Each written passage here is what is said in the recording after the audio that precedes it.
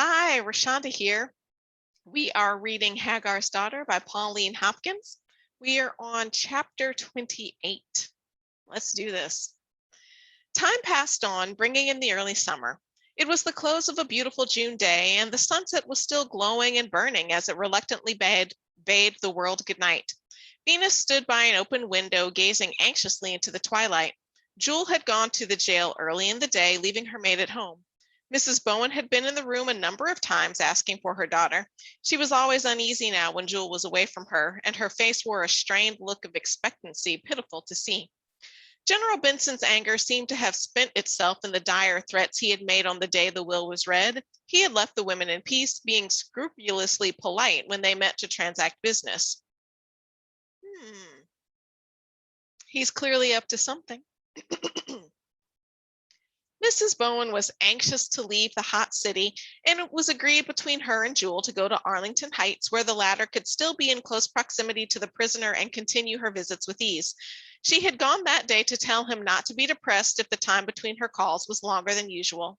The glow of sunset faded from the sky, and the summer twilight deepened into night. Still, Jewel did not appear. It was a warm night. The upper windows were all open. The diamond-studded sky was like a sea of glass. Another hour went by.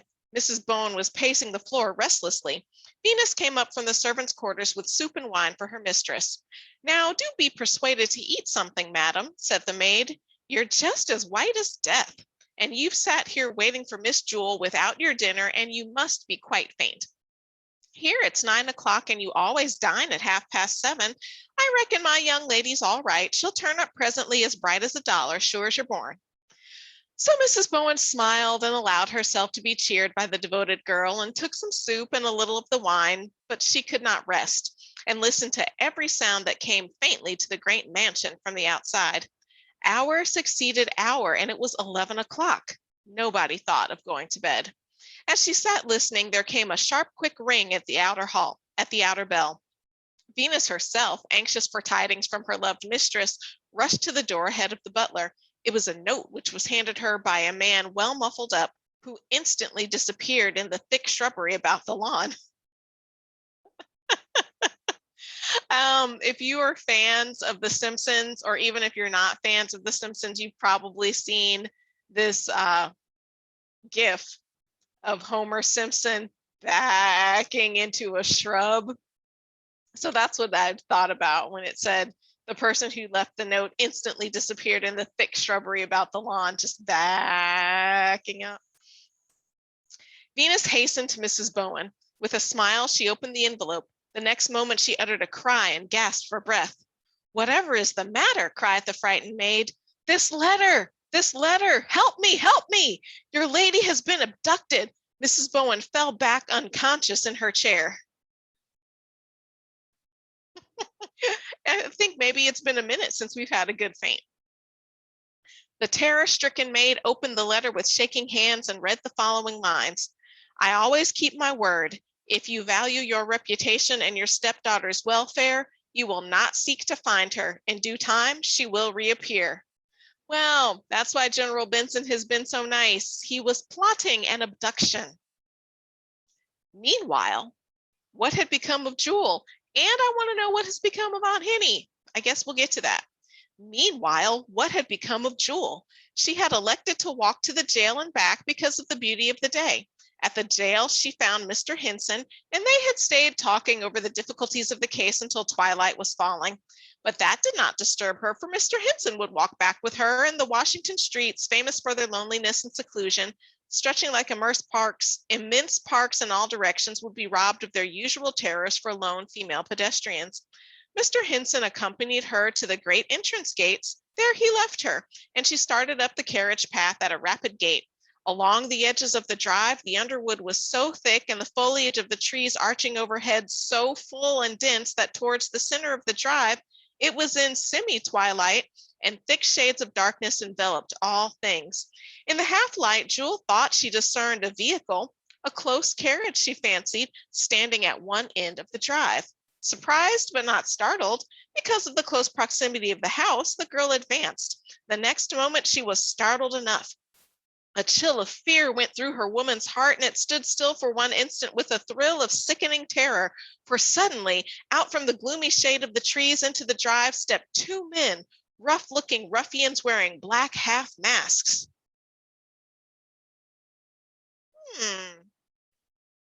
Black half masks.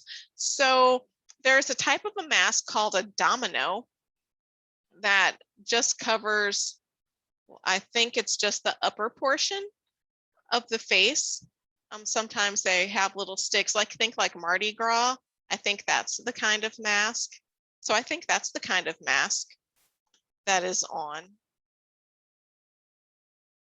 Anyway, let's keep reading. The one that's really interesting because so it covers like here up, well, not all the way up here, unless you've got like the flowers and stuff on them. But just thinking like they had a mask that covered here up, and now everybody is wearing masks that cover from here down. And there are a lot of people that I've never seen without a mask on. Like I know exactly what they look like from here up, but from here down, it's a mystery. Interesting how times change. The one who was evidently the leader said in a hoarse voice, probably disguised, "Now, Jim." Instantly, both moved toward her. Jewel was a Western girl. She did not scream. She had been brought up on a ranch. One of her early habits remained fixed, and even in Washington, she was never unarmed without male escort. Oh, shucks. I didn't see that coming, Jewel. The jeweled toy she carried was a present from her father, and he had taught her to use it with deadly effect. Many a day they had hunted together, the young girl bringing down her game in true sportsmanlike style. Instantly now her hand sought her pocket in the very instinct of self-defense and desperation. She drew her revolver with intent to fire, but quick as a flash the leader flung himself upon her and wrenched the weapon from her hand. He then threw his arm about her slender form, drawing her towards the carriage. The passion of terror and desperation lent the girl unnatural strength in her frantic struggle for freedom. The man was forced to place his other hand to stifle her screams. "You come along quietly, Missy, and you'll be all right, but if you screams, it won't be pleasant." "You coward," she gasped as he bore her to the carriage. "You coward, name your price and let me go." "There you are now, slick as grease." She was in the carriage then. "Your money won't help you with me, Missy. You're a brave gal, but what's your strength to a man's?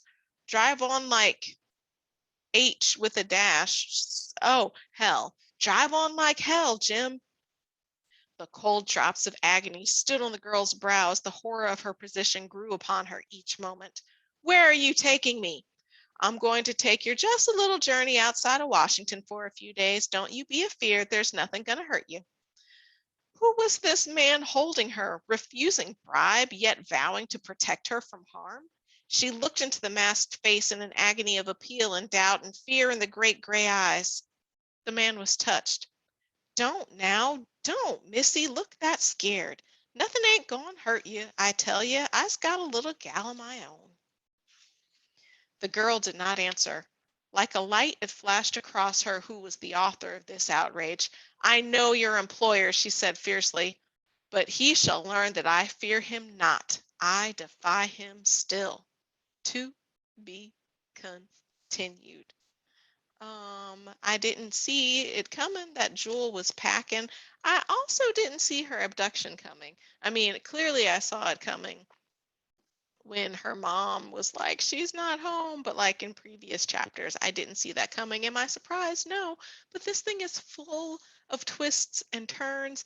I'm not sure what race anybody is really. I'm up in the air in a lot of things, and quite frankly, that's kind of nice. So, how are you feeling as we're going through this? Until next time, I can't wait to read together more.